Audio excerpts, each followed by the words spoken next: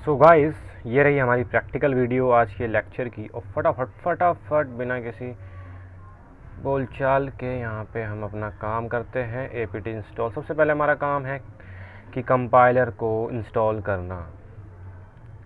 Already guys मैंने already install किया हुआ है, तो आपका अगर इंस्टॉल नहीं है तो कर लेना है इसी कमांड से।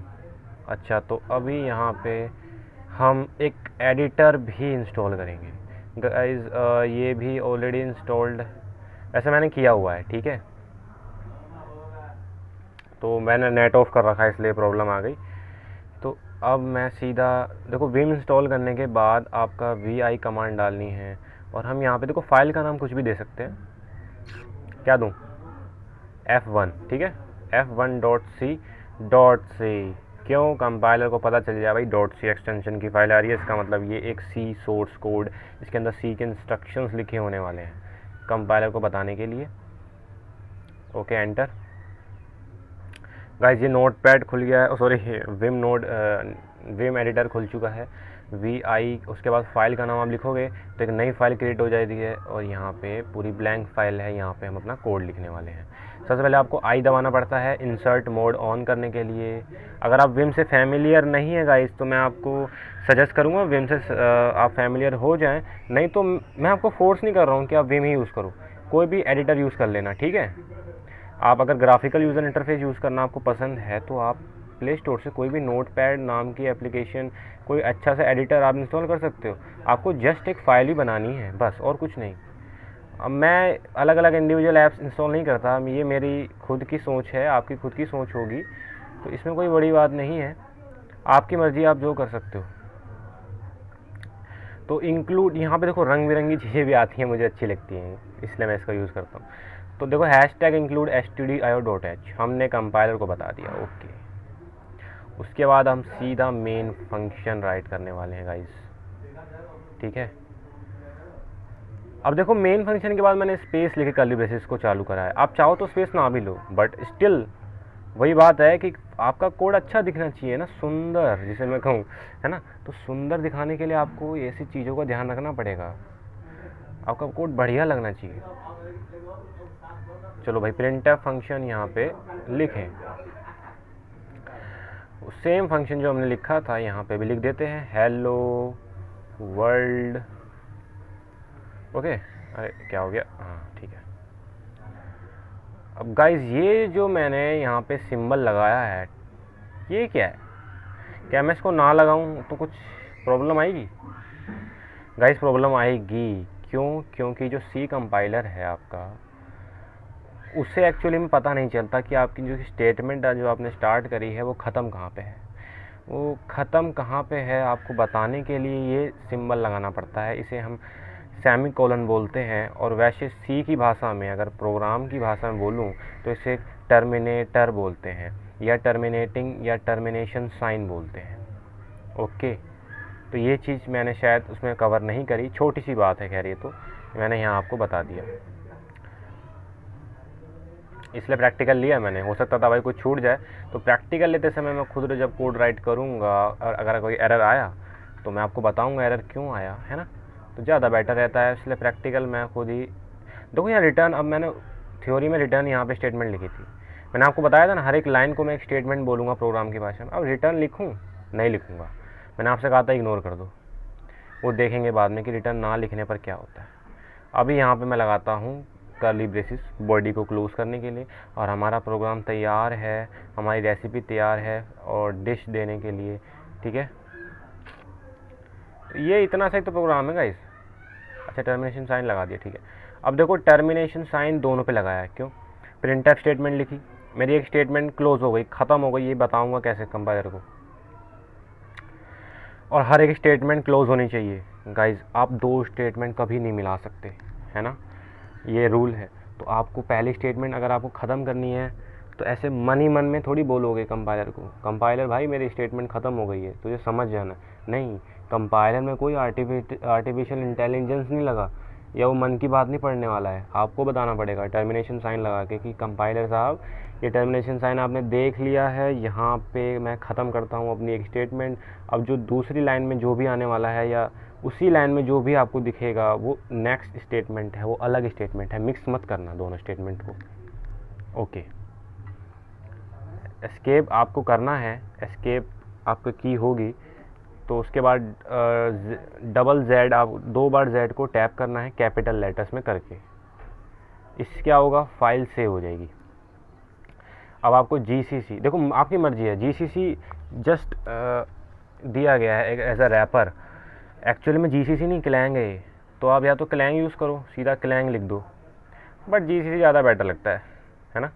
मैं जीसीसी कमांड यूज़ करता हूँ यहाँ पे, जीसीसी फाइल का नाम f1.c,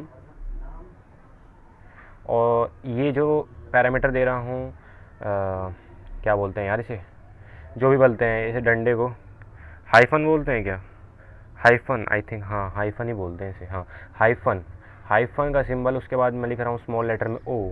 इसका मतलब मैं ये बोल रहा हूँ जीसीसी को कि मेरी जो फाइल है उसको कंपाइल करके किस नाम से सेव करें, इसी नाम से करा लें, बिल्कुल इसी नाम से करा लेते हैं, क्या सोचने वाली बात ही नहीं है।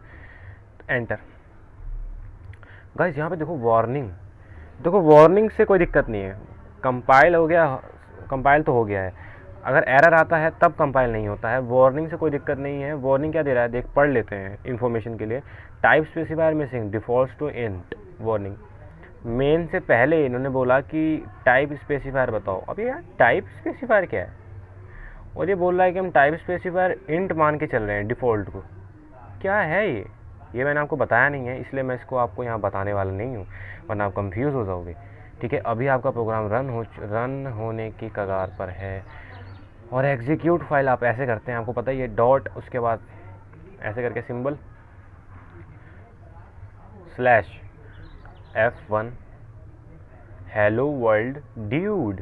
वाओ, अच्छा यहाँ पे एक बात गौर करी क्या, ये सब एक ही लाइन में आ गया है, मतलब कोड जो मैंने लिखा था उससे लग रहा था देखने पर कि हेलो वर्ल्ड प्रिंट होगा, फिर नेक्स्ट लाइन पे ड्यूड प्रिंट होगा, बट ऐसा कुछ हुआ नहीं, हेलो वर्ल्ड ड्यूड एक ही लाइन में छेप दिया है कंपाइलर ने। ऐसा क्यों हुआ, क्या इसके मतलब क्या इसका कोई सॉल्यूशन है क्या, हेलो वर्ल्ड के नीचे ड्यूड आए नेक्स्ट लाइन पे, बिल्कुल सॉल्यूशन है, ये भी हम देखेंगे। गाइस बहुत सारी चीज़ें हैं सीखने को, आप बस बने रहिए मेरे साथ, और इस बात मैं पूरी डेडिकेशन के साथ, देखो मैंने वादा किया है हर एक दिन छोड़ के डालूंगा, और मैं डाल भी रहा हूँ और डालता रहूँगा, तो आपको डोंट वरी, टेंशन लेने की जरूरत नहीं है। आप इतना समझ गए, आप उस प्रिंट एफ के अंदर आप खुद की मोटिवेशन करो, हेलो वर्ल्ड की जगह कुछ और लिख के देखो, देखो क्या प्रिंट होता है। अभी देखो एक चीज़ और दिखा देता हूँ, यहाँ से मैं ये टर्मिनेशन साइन हटा दूँ तो क्या होगा, हटा दिया, एस्केप करो, फाइल को सेव करो और दोबारा से कंपाइल करो।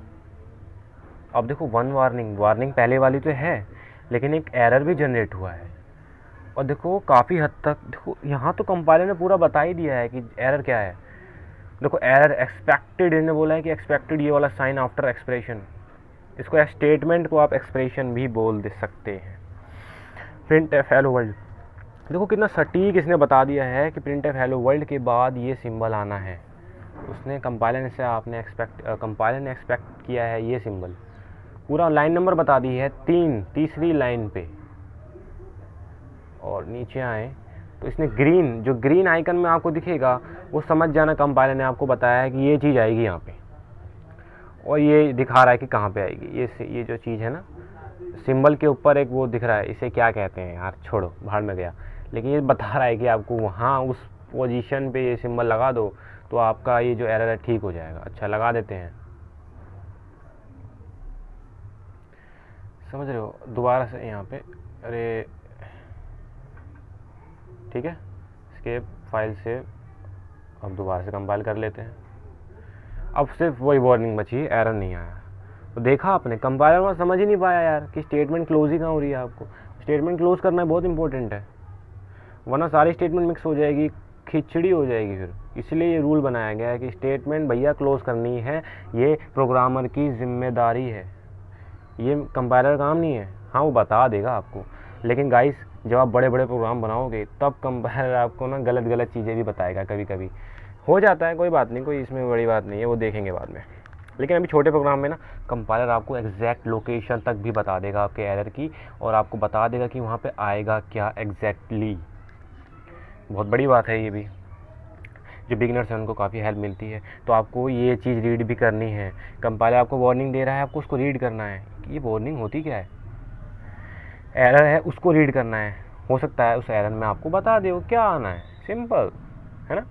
तो गाइस मिलते हैं मेरे अगले लेक्चर में बढ़िया सी चीज़ों के साथ, ठीक है। तो अभी आपको क्या करना है, अपना खुद का प्रोग्राम बनाना है, उसके अंदर जस्ट आपको एक्सपेरिमेंट करना है प्रिंटफ के साथ। डबल क्वाट्स के अंदर अलग अलग चीज़ें लिखो, देखो क्या क्या होता है, बाकी हम देखेंगे बाद में।